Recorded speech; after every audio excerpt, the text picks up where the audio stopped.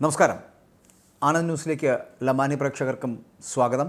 ഈ തൃശ്ശൂർ പൂരം കലക്കലുമായിട്ട് ബന്ധപ്പെട്ടിട്ട് ADGPയുമായി ബന്ധപ്പെട്ട് വരുന്ന വാർത്തകളൊക്കെ കഴിഞ്ഞ ദിവസങ്ങളിൽ ജനയുഗം അവരുടെ മുഖപ്രസംഗത്തിൽ വളരെ കൃത്യമായി ആരോപിച്ചിരുന്നതാണ്. പക്ഷേ ഇന്നും അതുതന്നെയാണ് അവർ തുടരുന്നത് എന്നുള്ളതാണ്. അപ്പോൾ CPIയുടെ കീഴിലുള്ള ജനയുഗത്തിൽ എഴുതുന്ന ഈ മുഖപ്രസംഗത്തിൽ ആരോപിക്കുന്ന ഇത്തരത്തിലുള്ള ആരോപണങ്ങൾ എന്തിൻ്റെ സൂചനകളാണ് എന്നുള്ളതാണ്.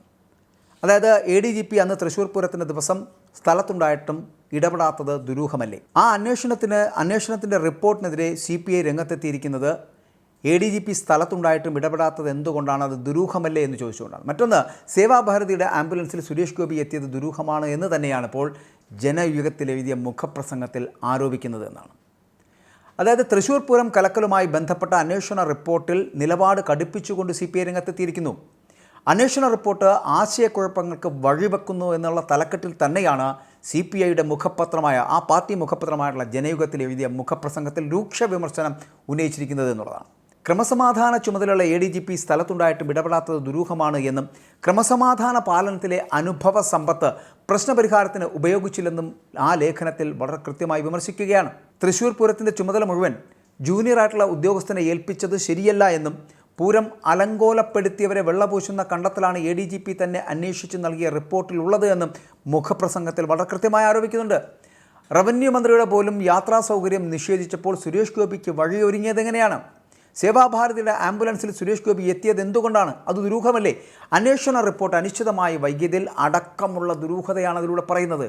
അട്ടിമറിയും ഗൂഢാലോചനയും ഇല്ലെങ്കിൽ വസ്തുനിഷ്ഠമായി ജനങ്ങളെ ബോധ്യപ്പെടുത്തണം. ഇതാണ് മുഖപ്രസംഗം പറയുന്നത്. ഈ മുഖപ്രസംഗത്തിൽ ഇത്തരത്തിലുള്ള വാദഗതികൾ ഉന്നയിക്കുമ്പോൾ CPIയുടെ വിരൽ ചൂണ്ടുന്നത് ആർക്ക് നേരെയാണ്? അല്ലെങ്കിൽ CPI അത്തരത്തിലൊരു വിരൽ ചൂണ്ടുന്നത് ആർക്ക് നേരെയാണ്?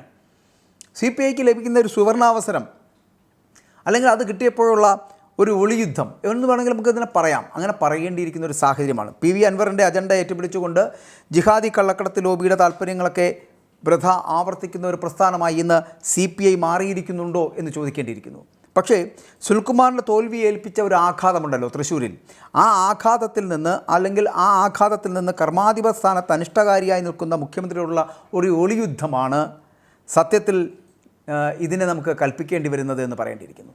CPIയുടെ ഇത്തരത്തിലുള്ള നിലപാടുകൾ സ്വീകരിക്കപ്പെടുമ്പോൾ CPM എന്ന് പറയപ്പെടുന്ന പ്രസ്ഥാനം എന്താണ് CPIയോട് ഇനി ആവർത്തിക്കാൻ പോകുന്നത്, അല്ലെങ്കിൽ അവരോട് ചെയ്യാൻ പോകുന്നത് എന്താണ് എന്നൊരു ചോദ്യം കൂടി ഉണ്ടാകുന്നു.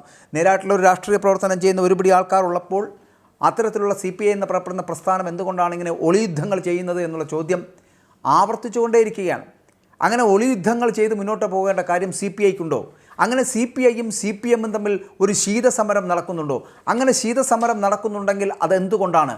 അപ്പോൾ CPIയുടെ ഭാഗത്തു നിന്നുണ്ടാകുന്ന ഇത്തരത്തിലുള്ള വിമർശനങ്ങൾ അത് വളരെ കൃത്യമായി മനസ്സിലാക്കുകയും അതിന് പ്രതിരോധം തീർക്കുകയും ചെയ്യേണ്ട ഒരു സാഹചര്യത്തിലേക്ക് CPM എത്തുന്നുണ്ടോ? ADGP അജിത് കുമാറുമായി ബന്ധപ്പെട്ട് വരുന്ന വിഷയങ്ങളിൽ, ഒപ്പം തന്നെ തൃശ്ശൂർ പൂരവുമായി ബന്ധപ്പെട്ട് വരുന്ന വിഷയങ്ങളിൽ, ആ പൂരം കലക്കലുമായി ബന്ധപ്പെട്ട് വരുന്ന വിഷയങ്ങളിലൊക്കെ സ്വീകരിച്ചിരിക്കുന്ന നിലപാടുകൾ എന്താണ്?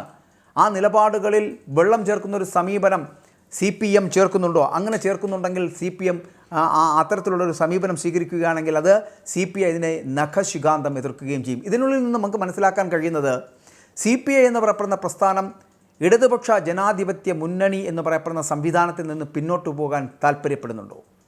അങ്ങനെയാണെങ്കിൽ CPI എങ്ങോട്ടാണ് ഇനി പോകാൻ പോകുന്നത്? CPIയെ നഖശിഖാന്തം എതിർക്കുവാനുള്ള കരുത്ത് CPMനുണ്ട് എന്ന് തന്നെ പറയേണ്ടിയിരിക്കുന്നു.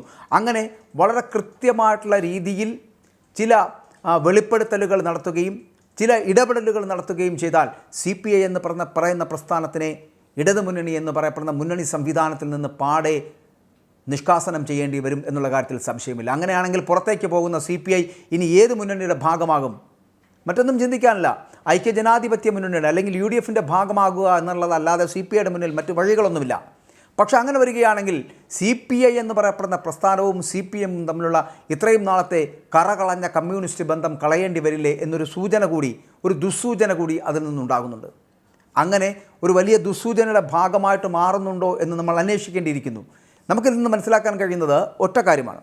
അതായത് തൃശ്ശൂർ പൂരവുമായി ബന്ധപ്പെട്ട് വരുന്ന വിഷയങ്ങളിലാണെങ്കിലും CPM എടുക്കുന്ന നിലപാടുകളിലാണെങ്കിലും ഭരണ സൗകര്യങ്ങളിൽ സ്വീകരിക്കുന്ന നയപരിപാടികളിലാണെങ്കിൽ കൂടിയും CPIക്ക് എല്ലാത്തിനോടും എതിരഭിപ്രായമുണ്ട് എന്നുള്ള കാര്യത്തിൽ സംശയമില്ല.